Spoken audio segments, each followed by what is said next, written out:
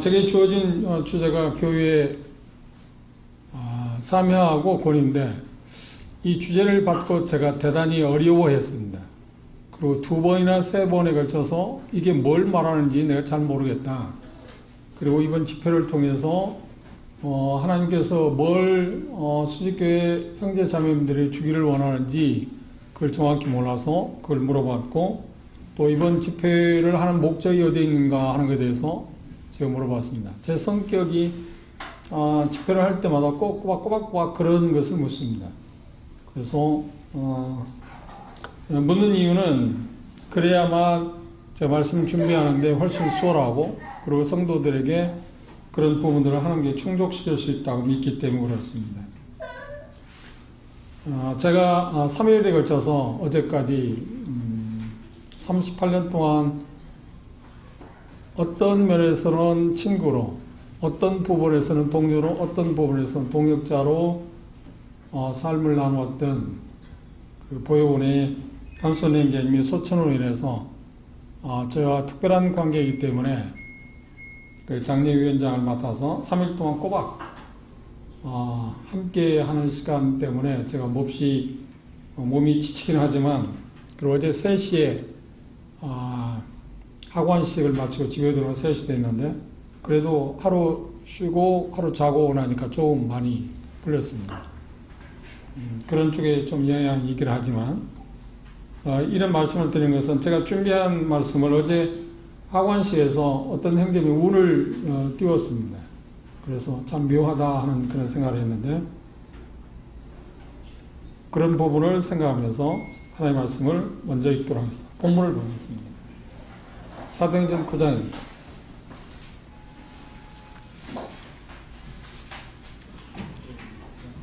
사도행전 9장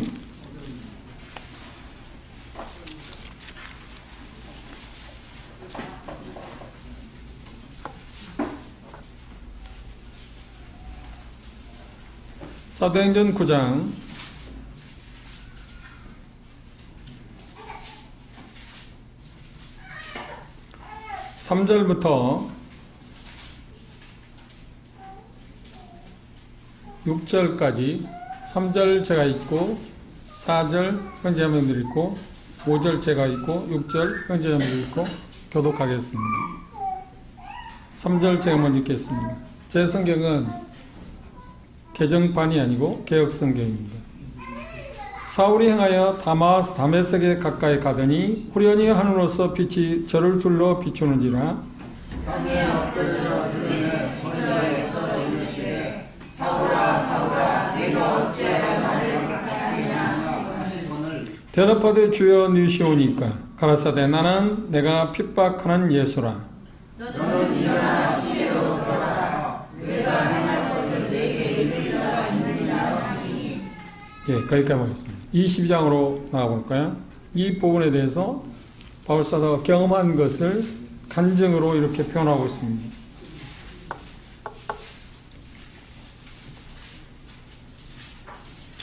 22장 1절부터 10절에 있는 말씀까지 동일하게 한 절씩 교독하겠습니다. 제가 먼저 22장 2절 읽겠습니다. 저희가 그 히브리 방언으로 말함을 듣고 더욱 종용한지라.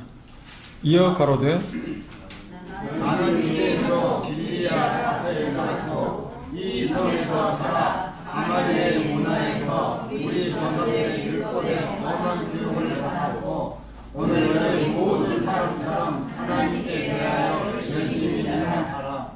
내가 이 돌을 핍박하여 사람을 죽이기까지 하고 남녀를 결박하여 옥에 넘겼노니 이에 대제사장과 모든 장로들이 내 증인이라. 또 내가 그들에게서 다메섹 형제들에게 가는 공문을 받아가지고 거기 있는 자들로 결박하여 예루살렘으로 끌어다가 형벌받게 하려고 가더니 가는데 다메섹에 가까웠을 때 오정쯤 되어 후련히 하늘로서 큰 빛이 나를 둘러 비추매 내가 땅에 엎드려 들으니 소리 있어 이르되 사울아 사울아 내가 왜 나를 박해하느냐 하시거늘. 내가 대답하되 주여 누시니까 하니 가라사대 나는 내가 핍박하는 나사렛 예수라 하시더니 더라.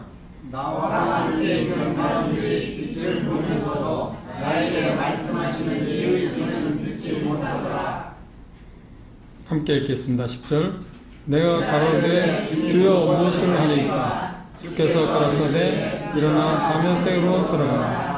정함다 나의 모든 행할 것을 거기서 누가 이르리라 하시더니 바울사도가 주님께 돌아와서 하나님을 위해서 쓰임을 받은 어떻게 삶을 살아야 할 것인가에 대한 계시를 받은 사건이 본문에 나와 있습니다.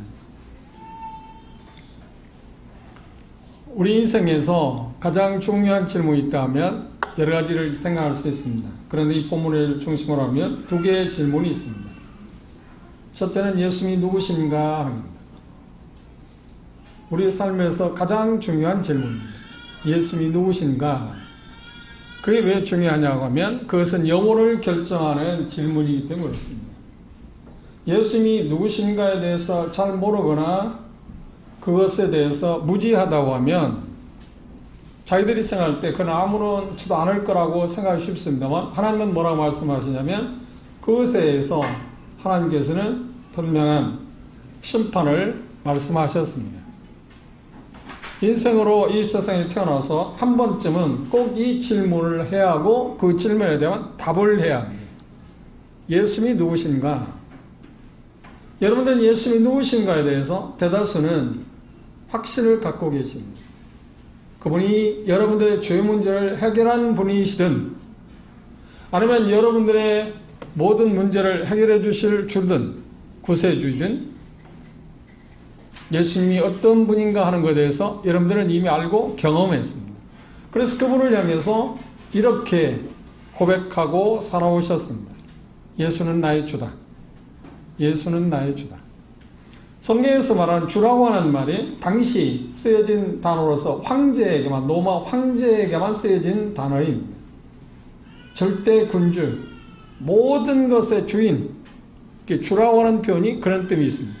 그러면 예수님이 나의 주라고 하는 말은 뭘까요? 내게 있어서 주인일 뿐만 아니라 모든 것의 주인이라고 하는 의미. 모든 것의 주인이라는 의미가 예수는 나의 주라. 그러니까 초대교회 그들이 만날 때마다 부르짖는 게 있다면, 동일한 부르짖음이 있다면, 고백이 있다면 예수는 나의 주다. 예수는 나의 주다고 하는 그런 고백을 했었습니다. 두 번째 질문은 어떤 것인가요?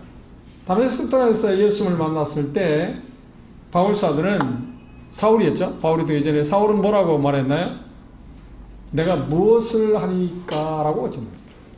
내가 무엇을 해야죠 이제? 여러분들이 예수님이 누구신가를 알았다고 하면 이제 여러분들이 해야 할 일은 뭔가요? 질문해야 할 일은 뭔가요? 내가 무엇을 해야 합니까? 라고 질문을 해요. 그 질문에 대한 답이 이 지표에서 우리가 얻어내야 할 숙제입니다. 예수님이 누구신가? 여러분들이 이미 경험을 했습니다. 그러면 예수님이 여러분들의 주님이라고 하면 그 다음 우리가 질문하고 답해야 할 게 있는데, 갖고 있어야 할 게 있는데 뭐냐면, 내가 그러면 예수님이 나의 주라고 한다고 하면, 예수님을 나의 주로 구주로 영접했다고 하면, 그렇게 신하고 그 믿음 가운데 있다고 한다고 하면 나는 도대체 뭘 해야 하는가? 내가 뭘 해야죠? 예수님을 만나러 와서 그는 그렇게 질문, 내가 무엇을 하리까? 내가 무엇을 해야 할까? 우리는 간혹 오해하는 게 있습니다. 율법을 잘못 이해해서 구원받고 나서 아무것도 하지 않는 거라고 생각하기 쉽습니다. 아닙니다. 그건 성경적으로 대단히 잘못된 생각입니다. 바울사도는 예수를 믿자마자 뭐라고 그랬나요? 발견하자마자 뭐라고 했나요? 내가 주님을 위해서 이제 어떻게 해야죠? 어떻게 살아야죠? 뭘 해야 합니까? 라고 질문했습니다. 그때 주님의 대답은 무엇인가? 네가 행할 것에 대해서, 그리고 네가 할 일에 대해서 어떻게 해야 하고 어떤 삶을 살아야 할 것에 대해서 아나니아를 만나면 그가 지시할 거다. 알려줄 거다. 그럼 9장으로 돌아보십시오. 뭐라고 그가 어떻게 삶을 살아야 할 거라고요?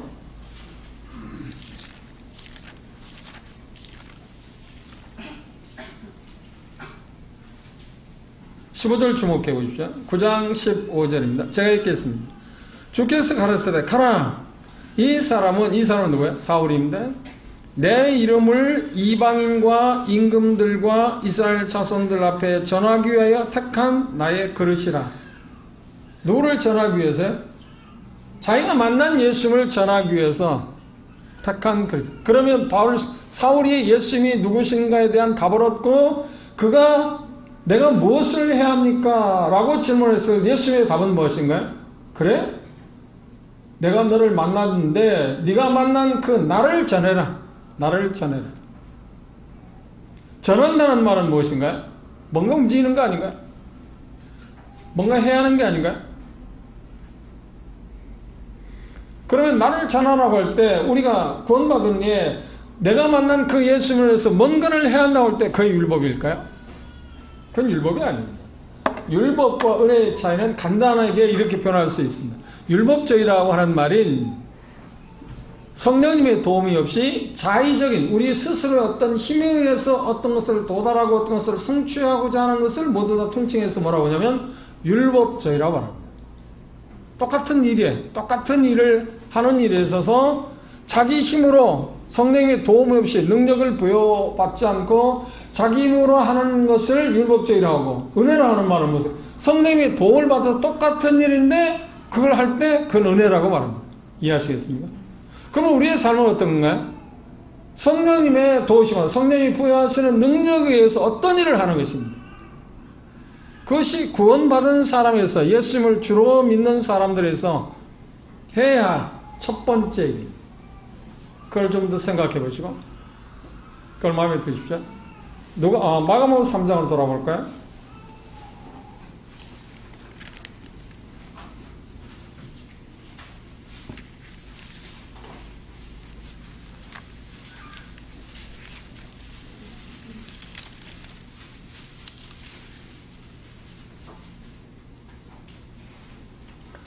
이렇게 성경을 찾는 이유는 제 경험 가운데 우리가 성경을 직접 하나님 말씀을 직접 보고 읽고 그때 이 하나님 말씀이 우리 가운데 역사를 하십니다. 우리가 잘 알고 있는 말씀일지라도 다시 보고 우리가 읽을 때 삶이 달라집니다. 이건 제 경험입니다. 그래 구도자를 만나도 그 상대방이 글을 아는 사람이면 그분이 성경을 갖고 있지 않냐면 제 성경을 펴서 그분에게 보도록 하고 읽어달라고 그렇게 말합니다. 제가 읽어줄 수 있으면 성경 안 펴고 어떤 이야기를 할 수는 있습니다. 그런데 그건 효과적인 방법이 아닙니다. 하나님 말씀을 직접 자기가 펼쳐놓고 읽게 할 때 하나님의 말씀은 놀랍게 사람을 변화시킵니다. 제가 그 말씀에 대해 설명하는 부분만 있을 뿐이지 이 말씀 자체가 역사하기 때문에 저는 그런 일들을 수없이 해봤어요.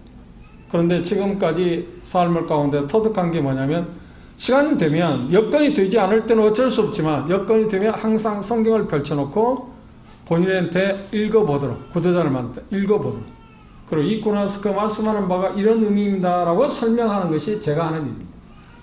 그게 제가 전도하는 방법입니다. 그것 때문에 성도들에게도 가르칠 때 직접 성경을 펼쳐놓고 성경을 읽어보는 것이 대단히 중요하다고 생각하기 때문에 번거롭지만 제 자신의 경험이기 때문에 좀 이해를 해 주시고 그렇게 함께 임해 주셨으면 좋겠습니다. 물어봅시다. 예수님께 제자들을 선택한 이유가 뭐라고 생각하십니까? 예수님께서 왜 12제자를 부르셨을까요? 이 질문하면 우리는 어떻게 생각하냐면 그분은 제자들을 통해서 그들을 훈련하고 또 그들을 통해서 이제 얼마 후에 3년 정도 후에 이 세상을 떠나가시게 되면 주님 자신을 위해서 그들로 하여금 그 일을 대신해서 할 수 있도록 하기 위해서 부르신 거죠. 그렇죠? 그게 예수님께서 제자들 부르신 목적입니다. 그런데 거기에서 한 가지 놓치는 게 있습니다. 예수님이 제자를 부르신 것은 어떤 일을 위해서 부르신 것은 아닙니다. 물론 그것 있습니다. 마가복음 3장을 보실까요? 14 3절 14절입니다. 함께 읽어봅시다. 시작. 또 산에 오르사 자기 원하는 자들 부르시니 나온지라. 이에 12를 세우셨으니 이는 자기와 함께 있게 하시고 또 보내사 전도도 하며 귀신을 내어 쫓는 권세도 있게 하려 하심이라. 예수님께 제단을 선택하신 두 가지가 이유가 있습니다. 첫째는 뭐였다? 첫째는 뭐였다고요? 자기와 함께 하기 위해서. 그게 첫 번째입니다. 그 다음 두 번째가 뭐라고요? 전도하기 위해서. 어떤 일을 하기 전에 자기와 함께 하기 위해서 제자들을 부르셨습니다. 많은 분들이 이 첫 번째 부분을 놓치는 경우가 있습니다. 첫 번째 부분에 제자들 부르신 첫 번째 목적을 놓치게 되면 우리는 하나님을 섬기는 데서 일 중심적인 사람으로 변하기 쉽습니다. 그건 하나님께서 순서상 옳은 이야기가 아닙니다. 우리를 이해시키기 위해서, 다시 말하면 우리가 알고 있는 전도한다든지 어떤 일을 하도록 하기 위해서 우리를 부르신 것은 틀림없지만 그것이 첫 번째 목적은 아닙니다. 첫 번째 목적은 뭐라고요? 자기와 함께 하기 위해서. 함께 한다는 말은 무엇인가요? 함께 한다는 말의 의미가, 정확한 의미는 뭐냐면 함께 함으로 인해서 충분히 그들로 하여금 예수님의 삶을 보고 배우도록 하기 위함입니다. 그리고 보고 배운 것을 느끼고 그분이 향하는 그 모든 것을 보고 그것들을 실질적으로 해보도록 하기 위해서. 그것 때문에 예수님께서 제자들을 부르셨습니다. 그런데 빼놓을 수 없는 건 뭔가요? 함께하기 위해서 부르셨고 함께함으로 말미암아서 그분이 하는 것들, 행하시는 것들, 가르치시는 것들, 전하는 그 모든 것들, 사람을 대하는 것들, 그리고 어떤 부분들에서 질문할 때 그것에 응답하고 대답하는 그 모든 것들을 직접 곁에서 함께함으로 보고 배움으로 말미암아서 어떻게 했어요? 그들에게 주어진 사명이 여기 말씀하고 있는 전도하는 일을 하도록 하기. 그러니까 그분에게서 배우지 못하면, 함께하지 아니하면 그걸 효율적으로 우리가 감당할 수가 없습니다. 예, 우선이 그렇습니다. 같은 맥락에서 하나님께서 우리에게 성경을 주셨잖아요. 그렇죠? 하나님께서 우리에게 성경을 주셨는데 왜 하나님께서 우리에게 성경을 주셨다고 생각하십니까? 왜 하나님께서 우리에게 성경을 주셨을까요? 가장 쉬운 질문인 것 같이 보이지만 가장 중요한 질문이기도 합니다. 왜 하나님께서 우리에게 성경을 주셨다고 생각하세요? 그 말은 다른 말로 하면 왜 여러분들 성경을 읽으십니까? 제가 52년 전에 10대 후반에 이 참된 복음을 들었습니다. 저는 초등학교 때부터 교회 생활을 했습니다. 그런데 복음에 대해 잘 몰랐어요. 왜냐하면 그 교단에서 가르쳐주는 사람들이 그 당시에 하나님의 말씀을 가르쳐주는 사람들이 복음에 대해서 몰랐기 때문이었을 겁니다. 그런데 10대 후반에 들어서서 이 복음을 들었습니다. 이 복음을 듣는데 그 당시에는 제가 우리나라에서 교세가 제일 큰 교단이 이제 어딘지 아세요? 장로교회 합동측입니다. 우리나라에서 제일 건전한 교단이고 제일 교세가 큰 교단입니다. 그 당시 어느 곳에든지 이런 집회를 하면 뭐라고 써붙이냐면 항상 심령대부흥이라고, 십자가, 빨간 십자가에 심령대부흥이라는 포스터가 있습니다. 그리고 거기에 장소, 일시, 그 다음 강사, 그렇게 써도록 되어 있습니다.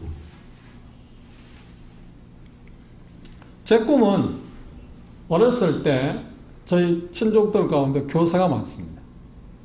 그래서 저희 선생님께서 저에 대해서 기대하는 바는 너도 커서 사대를 졸업하고 교사가 되면 좋겠다 하는 꿈을 제 마음껏 했습니다. 뭐 그것과 상관없이 제 주변에 교직에 있는 분들이 많았기 때문에 제 마음 가운데 자연스럽게 내가 크면 선생이 되어야겠다 생각을 했습니다. 지금 같으면 선생이 되고 싶은 마음이 없습니다. 선생에 대한 교권, 그 사독라고 할까요? 사독권이라는 무참히 짓밟힌 세상에 내가 왜 선생이 되겠습니까? 그런데 그 당시는 그러지 않았어요. 그 당시는 연세가 오르시면 잘 알겠지만 선생님들의 그림자로 밟지 않는다고 그렇게 대단히 존경하고 그런 시대였기 때문에 그런 꿈을 가졌습니다. 그런데 교회 다니면서 그 꿈이 바뀌었습니다. 교회 다니면서 선생님도 훨씬 좋아 보이는 게 있었습니다. 그게 뭔지 아십니까? 목사였어요. 아, 내가 목사가 돼야겠다. 그런데 제가 생각하는 목사는 어째서 그런 생각을 했는지 모릅니다. 제가 생각하는 목사는 뭐냐면 좋은 목사가 되어야 한다고 생각했어요. 제가 생각하는 좋은 목사 뭔지 아세요? 하나님의 말씀을 잘 가르치는 그런 목사가 되면 좋겠다는 게 제 꿈이었습니다. 그래서 당시 노예에서 운영하는 고등 성경학교가 있었습니다. 그래서 3학년에 편입을 했습니다. 왜냐하면 성경을 좀 더 알고 그 당시에는 신학대학이 아니고 신학교였습니다. 지금은 총위신학대학이잖아요. 총신대. 그 당시에는 그냥 총위신학교였습니다. 거기 가서 성경을 잘 배워서 잘 가르치는 목사가 되는 게 꿈이었기 때문에 고등성경학교에 3학년에 편입을 해서 성경을 배우고 더 잘 많이 배운 다음에 신학교로 가겠다 생각했어요. 그 당시에는 신학교 가는 것은 대단히 쉬웠습니다. 지금도 쉽죠. 어렵지는 않습니다. 일반 대학에 비해서 쉽지만 그 당시에는 쉬웠습니다. 더 훨씬 그 학교 들어가는 것은 그렇게 어려운, 공부를 잘하고 못하고 상관없이 쉬운 그런 학교였습니다. 그래도 제가 성경을 잘 알고 그래야 성경을 잘 가르쳐 주신 목사가 되어야 하기 때문에 그런 마음을 갖고 우리 학제는 봄부터 시작 3월 달에 개학을 해서 그 다음 봄에 대개 학제 끝나지 않나요? 그래서 3월 달에 이제 편입을 했습니다. 그때 편입했을 때 3학년에, 그러니까 고등학교 수준입니다. 3학년에 다니고 있던 친구가 있었는데 지금 LA에서 사역하고 있는 중마고가 있습니다. 정낙순 형제라고. 그래서 제가 그 당시 3학년 다니고 있었고, 그래 편입해서 학교를 같이 다녔습니다. 그래서 유명한 목사님들한테 저는 일반 과목을 배우기 위해서 간 게 아니라 성경을 잘 배우기 위해서 갔기 때문에 그래서 3월, 4월, 5월 약 3개월의 시간을 보냈습니다. 그리고 5월 한 22일부터인가 그 당시 심령대 부흥집회로 하면 부흥이라고 하면 월요일부터 대개 금요일까지 했어요. 길죠? 월요일부터 금요일까지 합니다. 그런데 제가 이제 청년이잖아요. 그렇죠? 청년인데 이제 포스터를 붙이는 그런 역할을 또 하고 맡겨주니까 여러 동네, 가까이 있는 동네. 제가 있는 동네에 혹시 가보신 분 알지만 세 개의 부락이 도로를 하나 띄고 세 개의 부락이 함께 있는데 200겨우의 그 동네, 호수가 있어요. 엄청나게 큰 마을입니다. 세 개의 부락이 함께 어울려져 있기 때문에. 그리고 그 인근 주변에 많은 동네가 있었습니다. 그런데 저희 동네에 교회가 있었습니다. 그런데 포스터를 붙이는데 좀 의아하게 생각하는 부분이 있었습니다. 날짜, 장소는 그거 아무런 문제가 없는데 강사를 썼는데 그 강사에 대해서 그 직임 문제에 대해서 쓰질 않았습니다. 목사라고도 안 쓰고요. 강도사라고도 안 쓰고요. 그 다음 전도사라고도 안 쓰고 딱 이름만 썼습니다. 이름만. 그 강사가 아마 목사님이었으면 목사라고 썼으면 제가 그런 생각을 하지 않았습니다. 왜냐하면 그 당시 지금도 이제 그런 사람들이 있겠지만 제가 종교성을 갖고 있었기 때문에 목사님 말씀이랑 하나님 말씀보다 더 위에 두었을지도 모릅니다. 그런데 강사가 뭐예요? 목사도 아니죠. 강도사도 아니죠. 그 다음 전도사도 아니죠. 그 장로계에서는 전도사에서 다음이 강도사가 되고 이제 신학 졸업하면 그 다음 목사고시에 패스하면 목사가 됩니다. 지금은 이제 대학원까지 가야 하지만 이름만 써붙였잖아요. 그게 참 이상하다. 그런데 이제 월요일날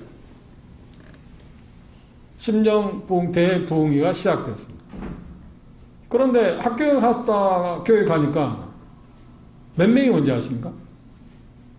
시골 교회는 꽤 큰 교회였는데 그다음 이제 교인들이라고 말하겠죠. 정확히 말하면 교인들이라고 말할 겁니다. 교인들이 한 200여 명, 170명에서 한 200여 명 모이는 생각보다 시골 교회에서 큰 교회입니다. 그런데 그 교회에 노예에서 어떤 상여회를 한다든지 큰 행사를 해도 강사가 만약에 2명밖에 없는데 몇 명 온지 아시죠? 4명이 왔어요. 4명. 이 세상에 무슨 일이야?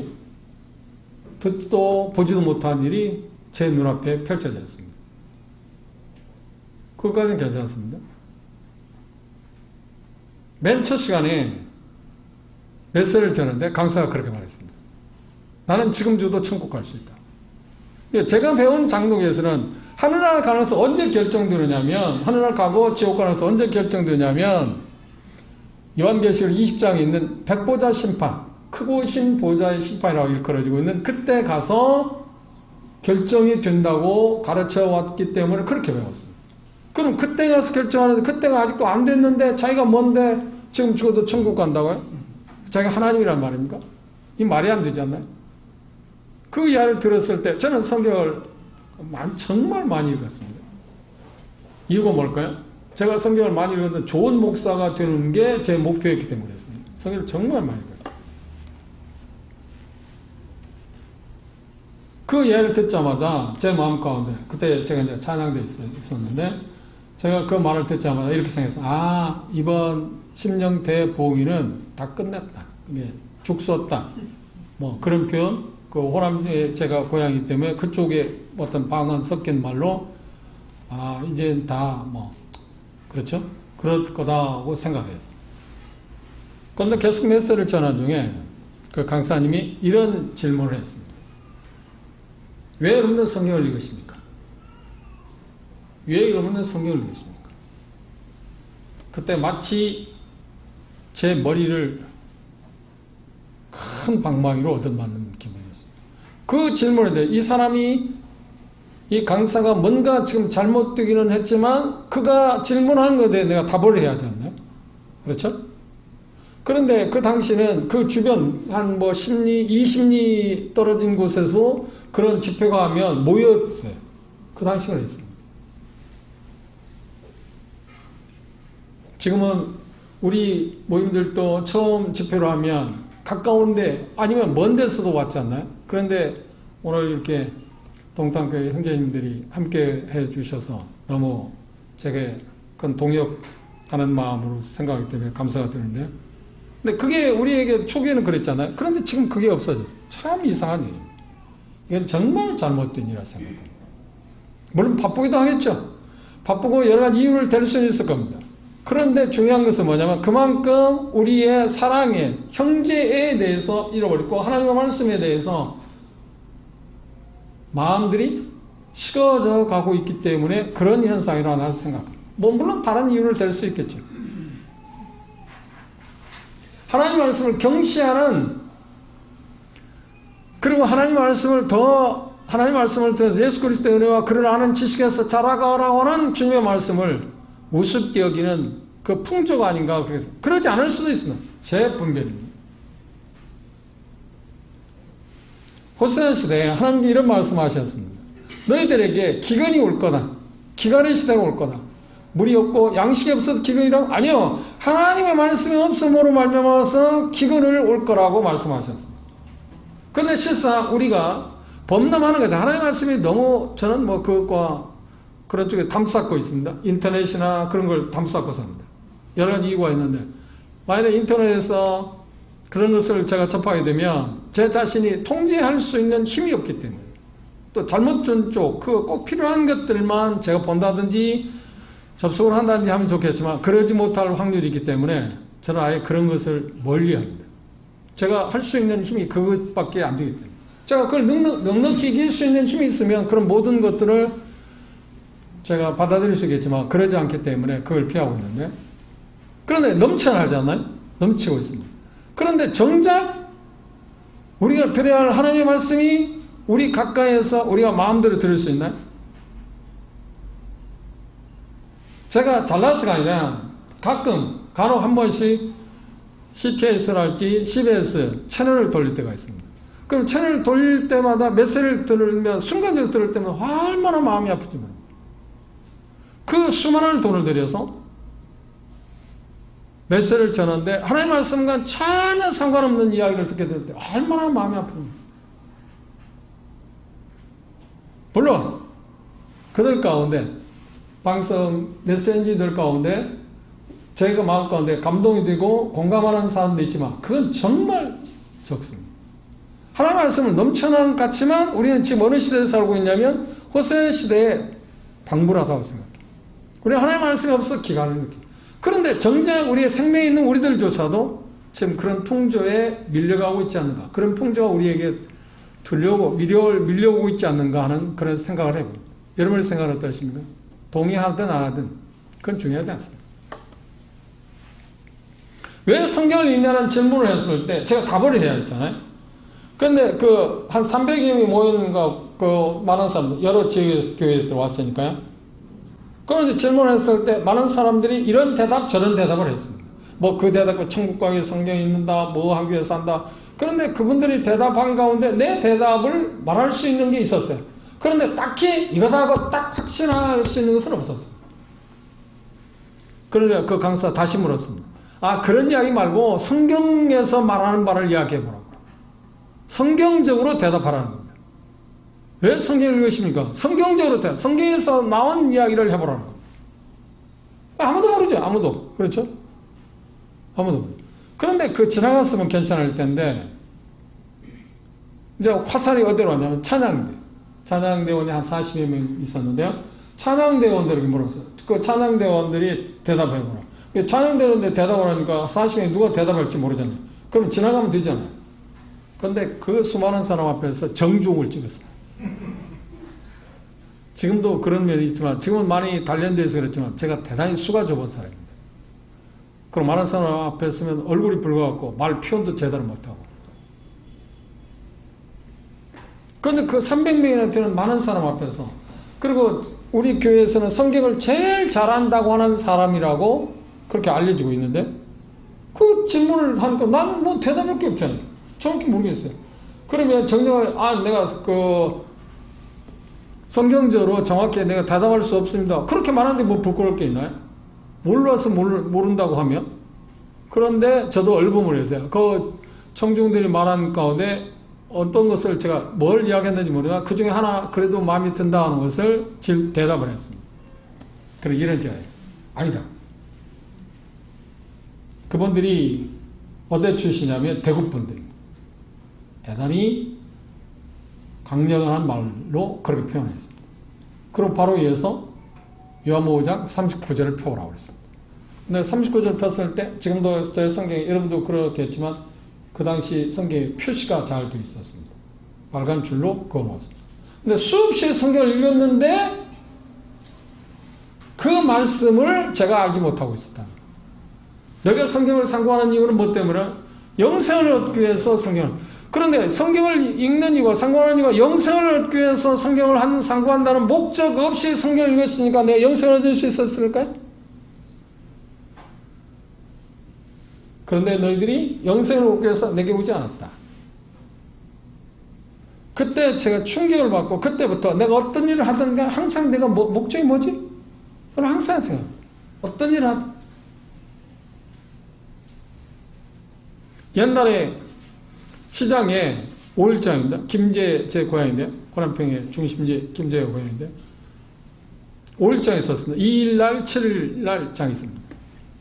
그러면 제가 어렸을 때 할아버지를 따라서 그 시장에 갈 때 있습니다.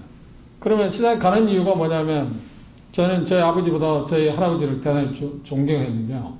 지금도 마찬가지입니다. 인간적으로 참 존경하는 분입니다. 그런데 시장에 가면요. 꼭 엿을 사줍니다. 어린 애로서 그 엿을 얻어먹는다는 것이 얼마나 좋아집니까? 그리고 시장에, 지금 생각, 뭔지 모르는데 지금 생각해도 국밥이었던 것 같아요. 시장터에 아줌마들이 돼지고기 뭐 그렇게 만들어갖고 국밥을. 그리고 제가 어쩌다 한 번씩 따라하면 꼭 그걸 사줬어요. 꼭 사줬어요. 그런데 그런 말 있지 않나요? 이웃집 사람이 시장에 가는 게, 장에 가는데 그때 이제 가서 뭘 사오기 위해서 그릇, 그렇죠? 그걸 호남 쪽에서는 뭐냐면 방언이 뭐냐 부록이라고 했습니다. 그걸 갖고 가는데 자기가 뭐 때문에 시장에 가는지도 모르고 따라간다는 거예요. 뭐 때문에 가는지도 이웃 사람이 가니까 나도 가서 뭘 살 거라고 생각하지도 않고 시장에 가는 사람이 있다. 그런데 우리의 삶 가운데 대단 중요한 신앙이 있는 얘기 있어. 대단 중요한 게 뭐냐면 내가 어떤 일을 하든 뭘 하든 간에 확실하게 내가 왜 일을 해야지? 내가 왜 여기를 가야지? 그런 확실한 목표를 갖고 있어야 하잖아. 그런데 영생을 얻기 위해서 성경을 읽는 게 아니니까 그걸 내가 모르고 성경을 읽었으니까 내가 영생을 얻을 수 없겠지. 그런데 충격으로 다가왔어. 내가 성경을 이렇게 많이 읽었는데 내가 정말 잘못 읽었구나. 의미를 놓치고 읽었구나. 그런데도 그분이 저에게 충격적으로, 그러니까 그분은 순수하게 저 자신에 대해서 뭔가 도움을 주기 위해서 말씀을 하셨는데 저는 그분에 대해서 감정이 생겼잖아요. 그 많은 사람한테 망신을 시켰다고 생각합니다. 망신 신 건 아니지 않나요? 근데 저는 그렇게 생각했어요. 그런데요, 제가 그렇게 수많은 그 노예의 유명한 목사님들 메시지를 듣고 강연도 듣고 했지만 지금 이분처럼 성경을 그렇게 잘하는 분을 처음 만났어요. 성경을 달달 외워요. 나 놀랐어요. 그래서 제 마음껏 한편은 지금 죽어도 당장에 죽어도 천국 간다고 하는 것 자체는 이단인데, 그죠? 성경 없는 얘기를 하니까. 그런데 저렇게 성경을 잘하는 사람이 이단일까? 이 갈등이 있었던 것은 사실. 그리고 아마 1시간 20분 정도 첫날 시간이 끝났습니다. 첫날 시간이 끝나고 나니까 우리는 이제 다음날 찬양을 해서 찬양 연습을 해야 되잖아요. 계속 연습해왔잖아요. 또 맞추기 위해서 연습을 하고 있습니다. 그런데 그분이 딱 오더니 할 말이 있대요. 우리는 공들여서 연습했잖아요. 그리고 첫날 찬양을 했습니다. 찬양을 했습니다. 그럼 딱 오더니 뭐라고 하냐면 잠깐 할 이야기 했대요. 그 뭔가 하고 주시하고 있는데 정말 여러분들이 찬양대에서 연습 많이 해서 화음도 많고 참 좋은 찬송을 했습니다. 그럼 그걸로 끝나면 되잖아요. 1절만 하면 되잖아요. 그런데 2절을 했어요. 뭐냐면 죽은 찬송을 했다는 거예요. 죽은 찬송. 그건 맞는 말이잖아요. 그때 그분에 대한 감정이 제가 있기 때문에 제가 그렇게 말했습니다. 그럼 내일 저녁부터 찬송을 하자. 찬양대 하지 않겠다고. 찬양대 하지 않겠다고. 그분이 아마 생각할 때, 나보다 저 친구는 만만한 친구는 아니네. 아무도 이야기하지 않는데 제가 그렇게 했거든. 죽은 찬송이라는데 뭐 할 필요가 있나? 그렇지 않나? 당신이 우리가 하는 찬송이 죽은 찬송이라고 한다면 그 죽은 찬송을 왜 해야 합니까? 내일부터 찬양대에서 찬양을 하지 않겠다. 그때 교회 우리 당장 목사님 말씀을 아니야 그게 아니고 저분이 말씀하시는 말은 그런 의미가 아니니까 연습해갖고 하라고 그랬어요. 그분에 대한 감정이 있기 때문에 둘째 날, 셋째 날, 넷째 날 그렇죠? 목요일날 왔습니다.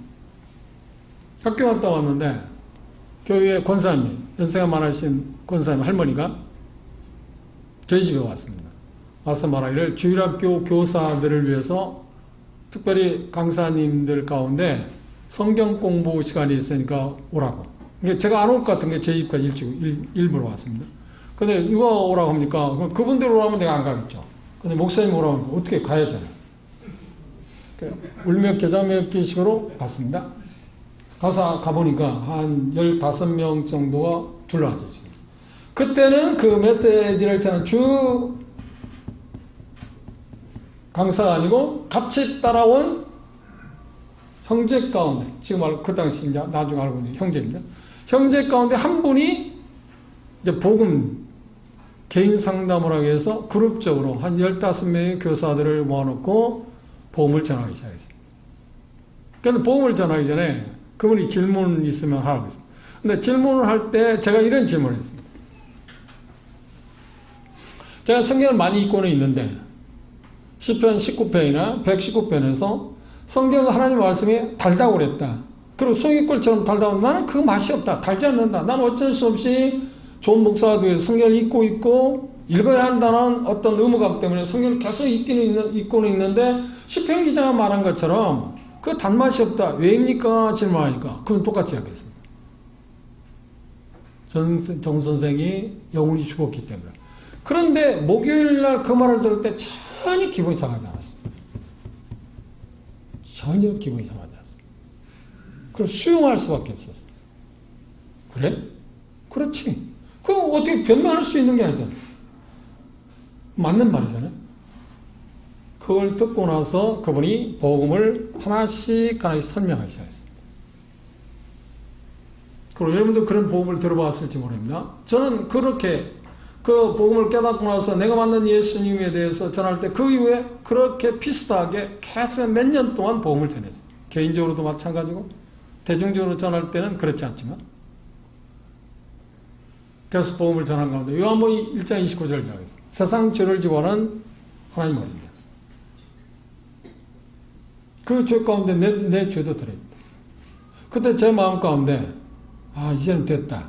그런데 순간적으로 어떤 마음이 들었냐면요. 내가 내일 또 죄를 지을 것 같은데 이 죄는 어떻게 하지? 좀 다른 사람 다르지 않나요? 내일 또 죄를 지을 것 같은데 이 죄는 어떻게 하지? 미래의 죄 문제입니다.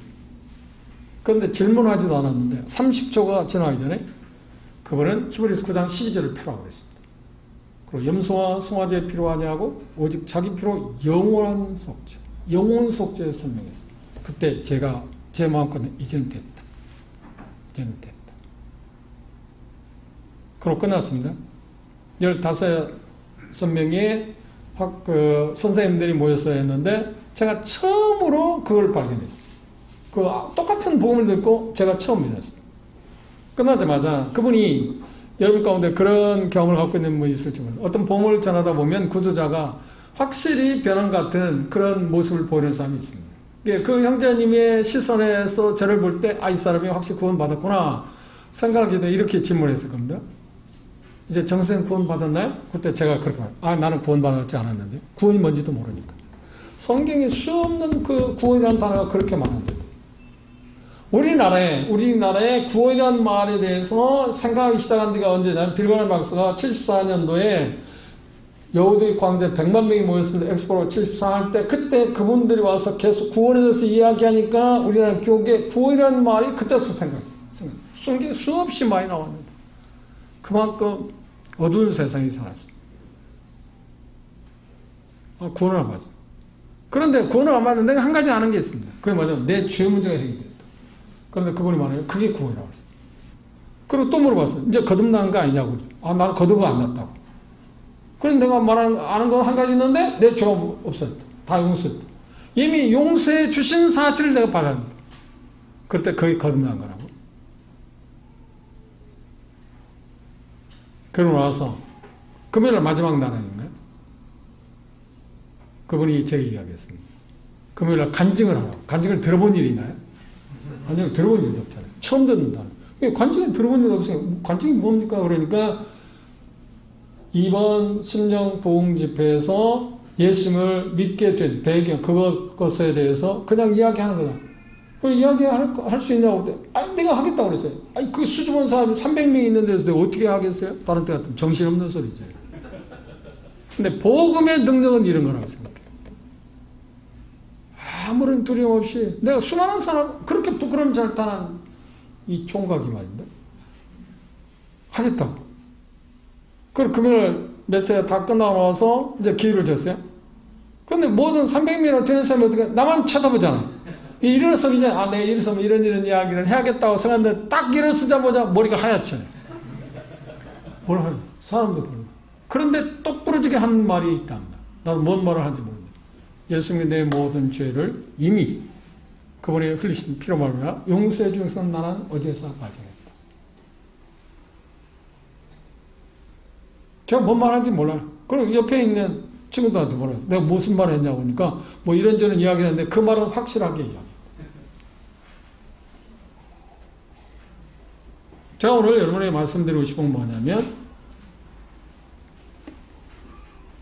지금 여기 말씀에서도 이야기한 것처럼 하나님께서 우리 성경을 주신 목적이 뭐라고요? 간단히 말하면 의사소통하기. 그분이 하나님이 어떤 분인지 어떤 일을 하실 것인지 어떤 일을 행하셨는지 그리고 그분 앞에서 우리가 어떤 사람이냐 하는 것을 우리로 하여금 정확하게 알고 그분과 어떤 관계를 맺게 하기 위해서 성경을 주신 겁니다. 그러면 성경을 주신 이유가 그런 이유이기 때문에 성경 하나님의 말씀을 우리가 알아들을 수 있는 언어로 말씀하셔. 우리가 알아들을 수 없는 언어로 한다면 의사소통할 수 있나요? 못하죠. 예를 들어서 우리가 속된 말이 아니고 그냥 일반적인 쪽에서 일반적인 세상에서도 의사들이 아무리 명의라고 할 때 명의가 뭡니까? 명의라고 일컬어지는 게 뭔가? 그렇지, 환자의 질병을 정확히 알아서 그에 대해서 환자에게 정확히 설명해주고 그에 대한 적절한 처방을 하고 하는 사람이 명의 아닌가? 그렇죠? 여기 서욱정제님 자부가 있는데 서욱정님하고 저하고는 특별한 관계 있습니다. 그런데 얼마 전에 사장님하고 통화를 하는 가운데 그런 이야기 했어요. 제가 그런 이야기 했어요. 사장님은 우리 모임의 주치의라. 모임의 주치. 제 개인의 주치일 뿐만 아니라 모임의 주치의라고.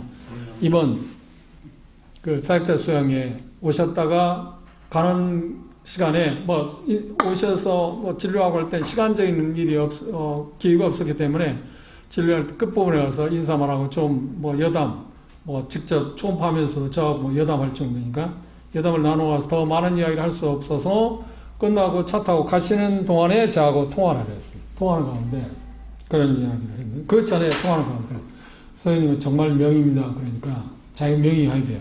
그래서 그 명의의 근거가 뭡니까? 정의가 뭡니까? 그러니까 성님 정말 놀라운 말씀하셨어요. 뭐라고 하십니까? 명의가 뭐라고 생각하세요? 우리 일반적으로 생각할 때 그렇게 생각합니다. 그 환자를 정확하게 질병을 찾아내서 치료해주는 사람, 정확하게 치료해주는 사람, 그게 명의라고. 그래서 선생님이 이렇게 말했습니다. 그러지 못할 때 그렇게 할 수 있는 사람에게 안내해준 게 명의랍니다. 그러니까 자기가 볼 수 있는 한계를 넘어선 환자들을 그 사람을, 그 환자를 적절하게 치유할 수 있는 의사에게 소개해주는 그게 명의랍니다. 맞죠? 맞지 않나요? 그래서 정말 명의, 정말 선생님의 명의랍니다.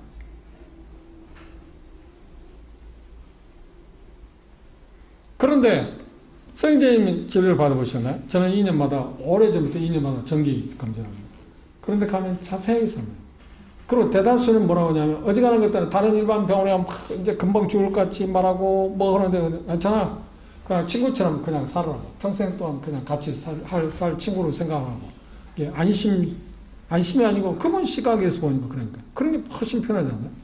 이번에도 같이 간 어떤 자매님이 계속해서 한 10몇 년 동안 일반 병원에 다니면서 계속 눌려 있었는데, 심장 문제로 눌려 있었는데, 그래서 선생님이 진료를 받고, 이거 아무것도 아닌데요?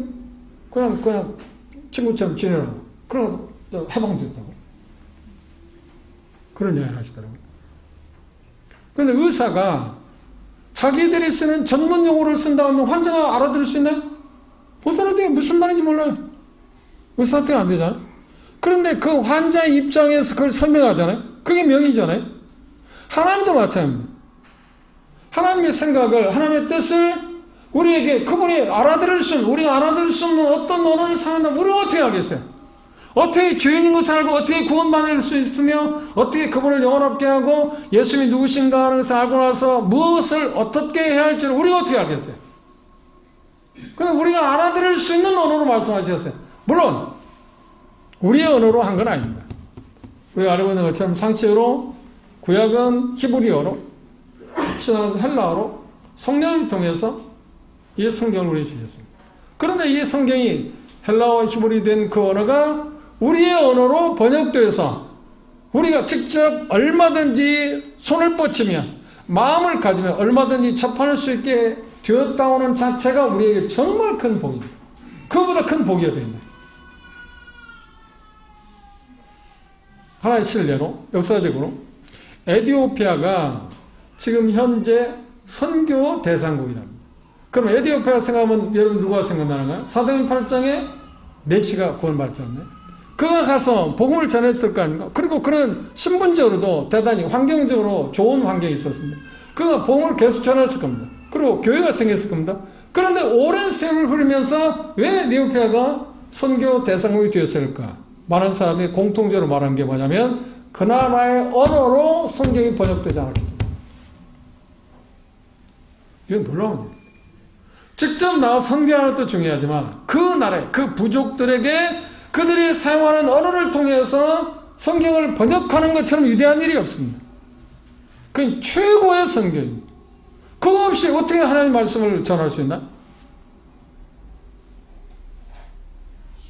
그래서 그것을 아는 선교사들은 그 나라에 가서 언어를 익히고 번역되지 않았을 때, 찬송가도 마찬가지로 번역되지 않았을 때 성경을 그 나라 언어로 번역하려고 합니다. 우리나라 성경을 최초로 번역한 사람이 누군지 아세요? 요한복음. 다른 성경은 다 찾아놓고 최초로 120년경에 우리나라에 최초로 요한복음을 갖고 와서 복음을 전한 사람이 누구냐면 존 스미스라는 사람입니다.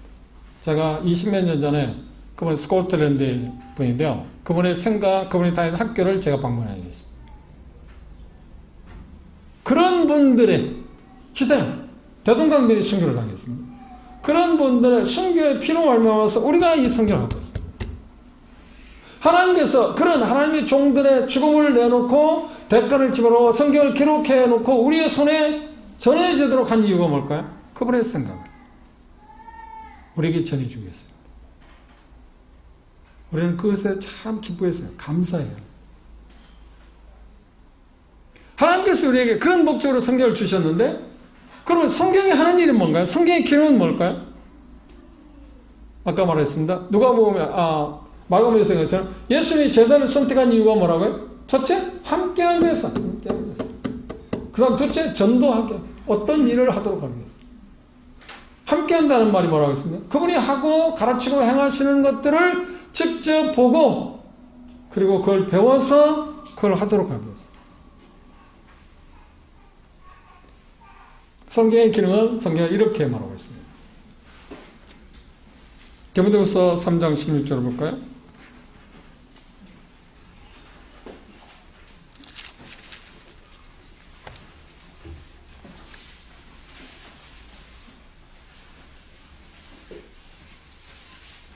(16절) (17절을) 함께 읽어볼까요? 16절 17절입니다.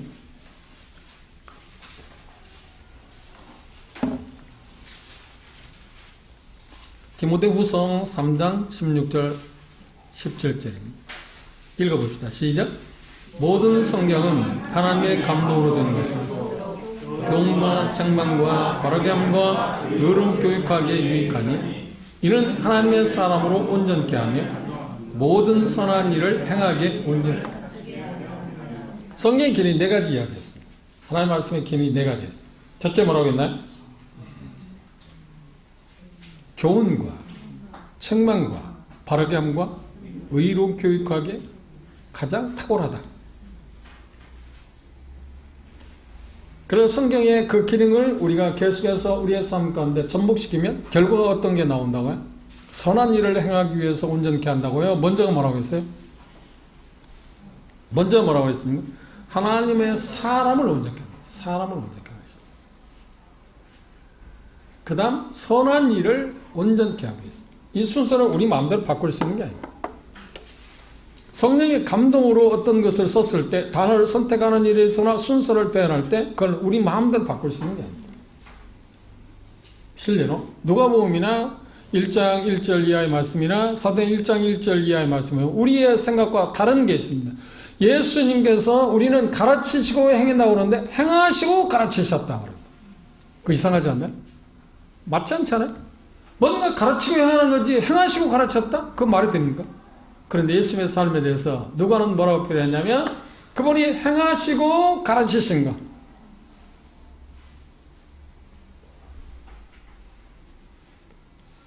예수님과 함께 하게 될 때 그들이 배울 수 있는 게 뭐냐면 사람이 바뀌어지시다. 사람이 바뀌어지시다. 우리가 조심스럽게 생각할 게 뭐냐면 지금 교회 사명입니다. 어떤 일에 대해서 아까 제가 처음 질문했습니다. 우리 인생에서 가장 중요한 두 가지 질문이 있다고 그랬죠. 그게 첫 번째 뭐라고요? 예수님이 누구시냐? 예수님이 누구시냐? 두 번째는 뭔가요? 예수님을 만난 사람에게 질문이 뭐예요? 내가 뭘 해야 합니까? 제가 주여 내가 뭘 해야 합니까? 제가 주여 내가 뭘 해야 합니까? 내가 이제 주님을 만난 예수님이 누군지를 이제 알게 됐는데 믿게 되었는데 그러면 제가 뭘 해야죠?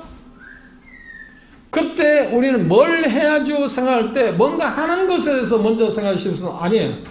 우리는 먼저 중요한 게 뭐라고요? 사람이 되는 이것을 가장 중요한 일입니다. 그 일이 아니라고요? 그것보다 어려운 일이 없어요. 그것보다 어려운 일이 없습니다. 수상을 했습니다.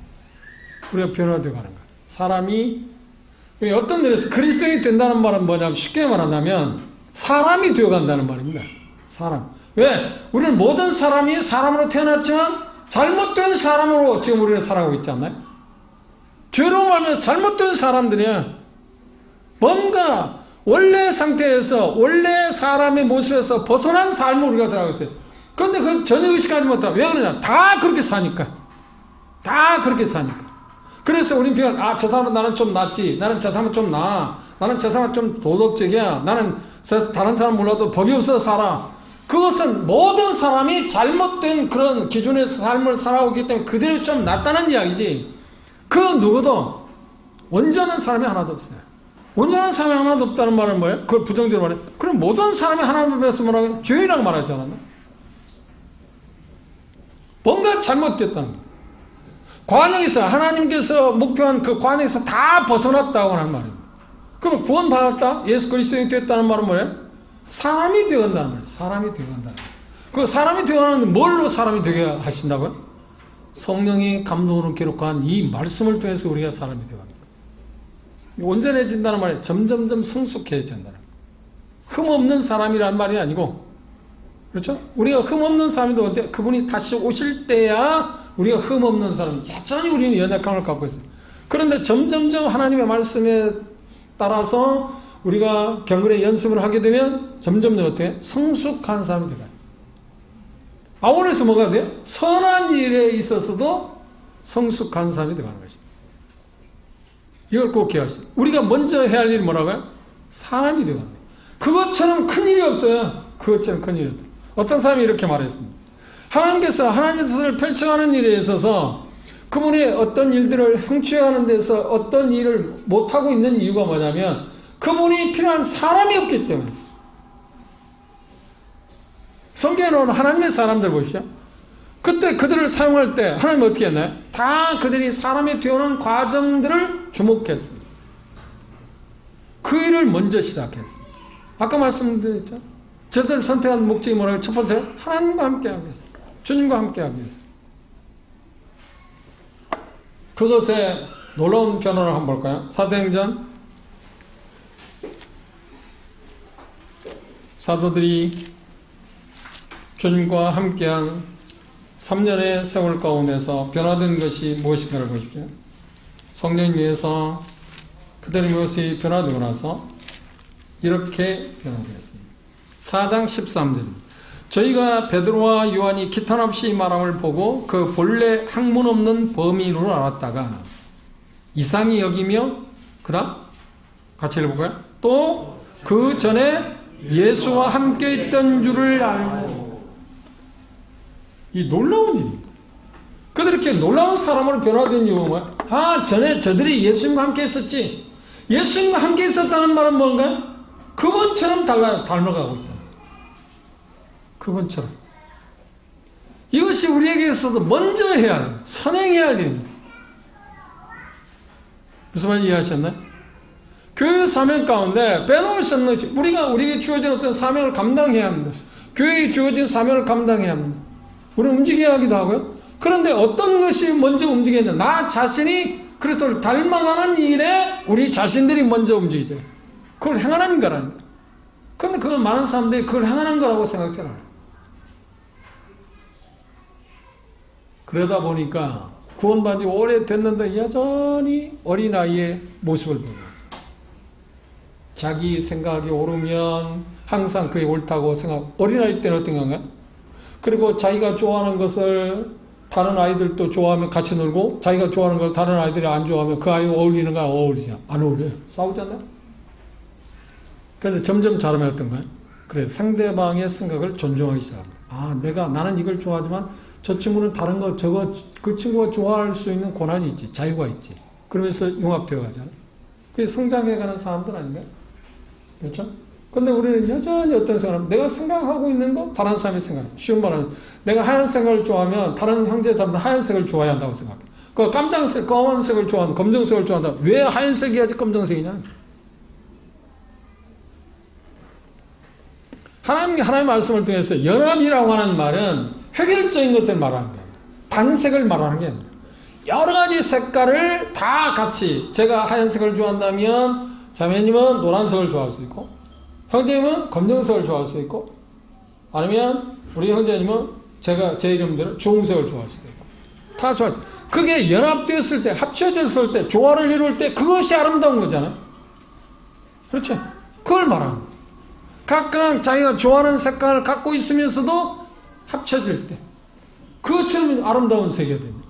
단색, 물론 단색은 처음 볼 때 산뜻하죠. 좋죠. 그런데 계속 볼 때는 어때요? 지루하지 않나요? 그런데 여러 색의 조화를 이룰 때 그건 우리 질리지 않잖아요. 성경에서 하는 연합은 바로 그것입니다. 그런데 내가 하얀색을 좋아하면 상대방이 검정색을 좋아할 수 있는 자유를 부여해. 하나님의 말씀에서 벗어난 게 아니라고 합니다. 그런데 왜 내가 하얀색을 좋아하는데 당신은 검정색을 좋아한다고 시비해야 하는 거야? 이유가 뭔가? 어리니까. 근데 점점 자라면 어떻게 하는 거야? 내가 하얀색을 좋아하는 자유가 있는 것처럼 상대방이 노란색을 좋아할 수 있어야 한다고는 그 자유를 우리가 인정하고 있어요. 그래서 우리는 함께 우리 살지 않나? 자라면서. 그런데 자라게 되면서 그런 일이 부딪힐 때 싸우죠. 그리고 친구들이 싸우지 않나요? 내가 좋아하는 장난감을 다른 친구들이 좋아해야 함께 어울리지 않나요? 그런데 내가 좋아하는 장난감을 친구들이 좋아하지 않으면 어때요? 함께 안 놀아요. 함께 안 놀아요.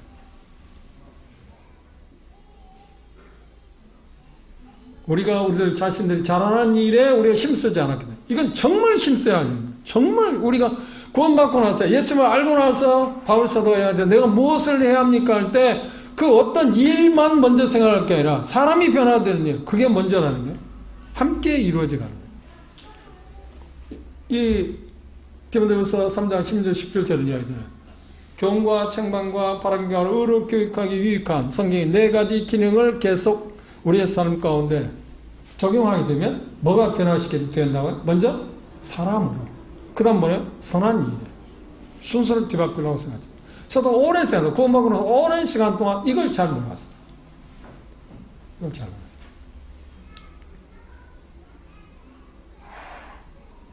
오늘 첫 시간에 우리 예수님이 누구신가 알게 되었다면 이제 사도 사울이 말한 것처럼 주여 내가 무엇을 하리까 하는 뭘 해야 하느냐고 하는 것이 우선적인 건데 그 중에 첫 번째가 뭐라고요? 내가 그리스도를 따라 뭘 통해서? 하나님의 말씀을 통해서. 잠시 쉬었다 다음 시간에 계속하겠습니다.